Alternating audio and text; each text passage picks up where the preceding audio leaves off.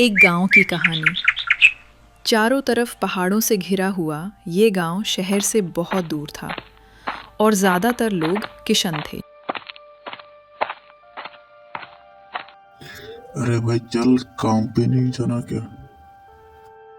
उस गांव में एक बबलू नाम का एक व्यक्ति था जो बहुत दयालु था, पर बबलू बहुत गरीब था। सुनीता, खाना तैयार हुआ कि नहीं? खेत के लिए देर हो रही है। फिर दोनों बैठ के खाते हैं और बबलू खेत के लिए निकल जाता है। खेत के सहारे ही घर चलता था बबलू का।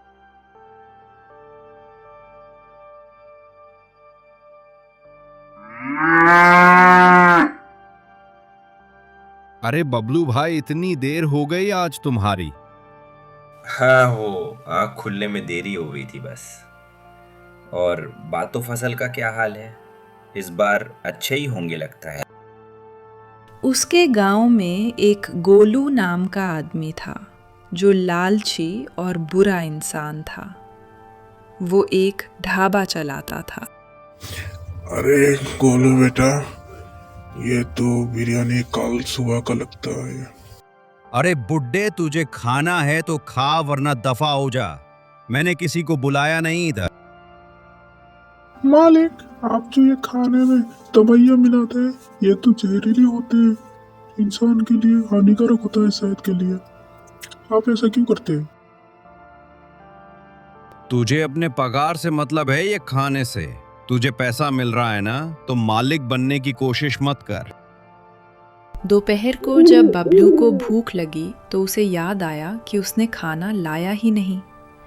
तो उसने सोचा कि क्यों ना आज गोलू के उधर खा लिया। जय और गोलू के ढाबे की तरफ चल दिए।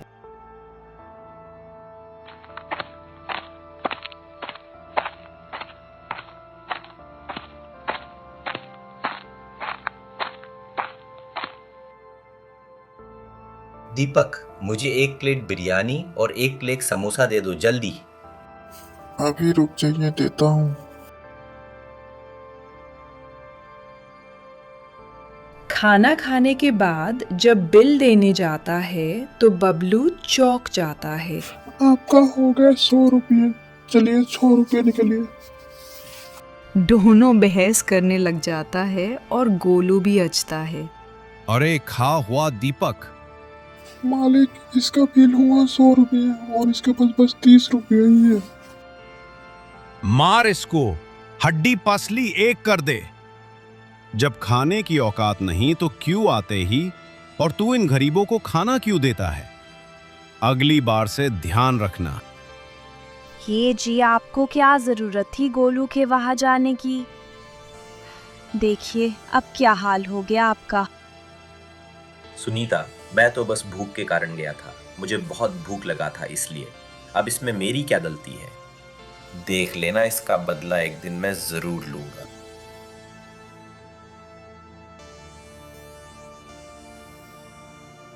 चलो, आलू तो बैग में भर दिया। अब उसको लेके बाजार चलता हूँ। लगता है अच्छी बिक्री होगी। फिर बबलू आलू लेके बाजार चल देते हैं।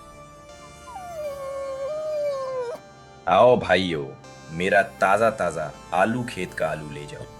पर कोई नहीं आया खरीदारी के लिए क्योंकि बाजार में आलू की डिमांड कम हो गई थी। ये जी, इतना उदास क्यों हुआ आप? बिक्री कैसी हुई? बाजार में आलू की कोई डिमांड ही नहीं। कोई नहीं खरीद रहा आलू। अगली सुबह सेठ आ जाते हैं अपने पैसे के लिए। बबलू बाहर आ, मुझे मेरा पैसा 1 हफ्ते के अंदर चाहिए, वरना तेरी खेत और ये घर मेरा हो जाएगा, याद रखना। ये जी, क्या बोल के गया सेठ जी अभी अभी? 1 हफ्ते के अंदर सारे कर्ज लौटाना होगा, वरना हमारे घर और खेत दोनों ले लेंगे। पता नहीं अब क्या होगा। हम एक काम करते हैं, घर में आलू ही मैं सोच रहा था कि इसे स्पाइरल आलू बनाकर बेचें, क्या पता चल जाए। ये क्या चीज़ है? और मुझे बनाना भी नहीं आता। कोई टेंशन नहीं, मैं सिखा दूंगा आपको। ये एक शहर की रेसिपी है।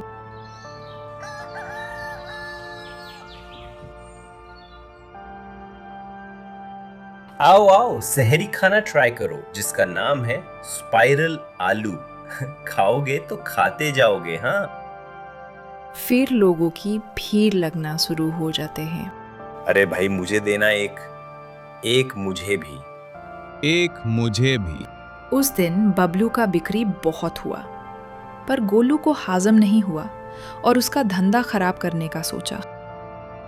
देख दीपक, उसका धंधा कितना अच्छा चल रहा है, मैं इसे बंद करके रहूंगा। फिर खाने के बहाने गोलू बबलू के दुकान पे जाके चिपकली डाल के आ जाते हैं, और ग्राहक जब खाने आते हैं तो चिपकाले देखकर चले जाते हैं और सेठ को बोल देते हैं, सुन बबलू, तू आज से यहाँ दुकान नहीं लगाएगा, तेरे खाने में चिपकली मिला है। ऐसा कैसे हो सकता है? जरूर ये किसी का चाल है, मैं साबित करके रहूंगा। देखा कैसे बबलू का धंधा बर्बाद कर दिया चिपकली से। देखिए सेठ जी, मैंने आपको बोला था ये किसी का चाल है, और वो आदमी कोई और नहीं गोलू है। हाँ, तू सही कह रहा है बबलू, मैं ही गलत था। अभी जाके उस गोलू का धंधा बंद कर देता हूँ, रुक। गोलू, तूने ही बबलू के खाने पर चिपकली डाला था, तू इतना गिर सकता है?